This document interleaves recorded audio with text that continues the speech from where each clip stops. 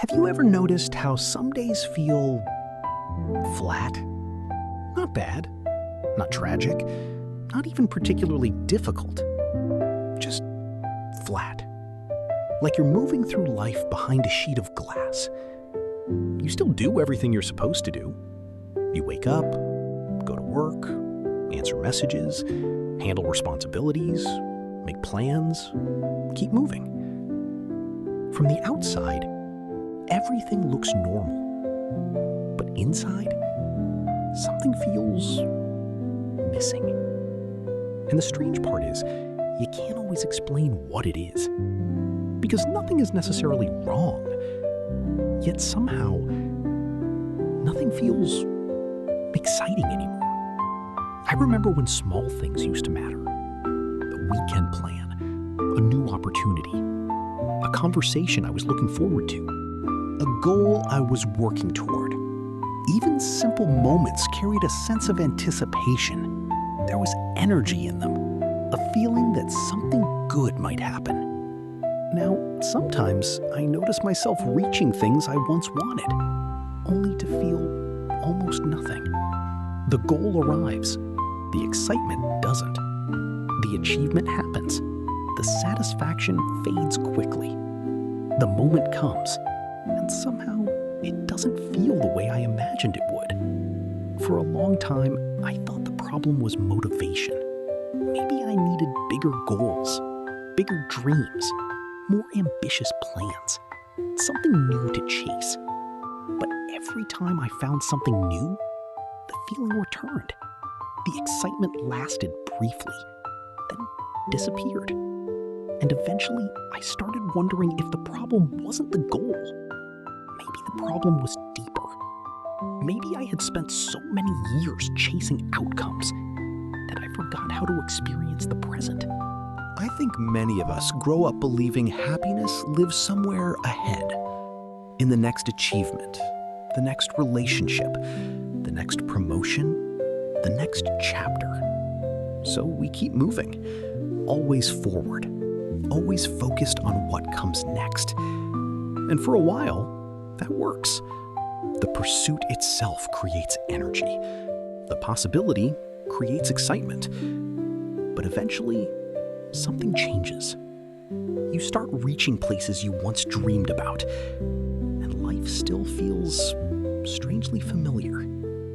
The happiness arrives, then leaves. The achievement arrives, then becomes normal. The excitement fades faster than it used to. And suddenly, you're left asking a question you never expected. If this wasn't enough, then what is? That's a difficult question because it forces you to look beyond achievement, beyond productivity, beyond progress. It forces you to examine your relationship with life itself. I think part of the problem is that modern life trains us to constantly seek stimulation. Something new, something bigger, something faster, a new video, a new goal, a new distraction, a new source of excitement. And when your mind becomes accustomed to constant stimulation, ordinary life starts feeling dull. Not because it is dull, because your attention has changed. You begin needing more and more to feel the same level of excitement. And eventually, even meaningful things struggle to hold your attention. The result is strange. Life becomes full, but feels empty. Busy, but uninspiring. You have things to do, places to be, people around you. Yet internally, Everything feels muted. I remember sitting with that feeling for a long time, wondering whether something was wrong with me. Why did things that once mattered suddenly feel ordinary? Why did accomplishments disappear emotionally so quickly? Why did I keep looking forward to future moments while feeling disconnected from current ones? And then I realized something. Maybe excitement was never supposed to carry the entire weight of life. maybe I had been asking excitement to do something it was never designed to do.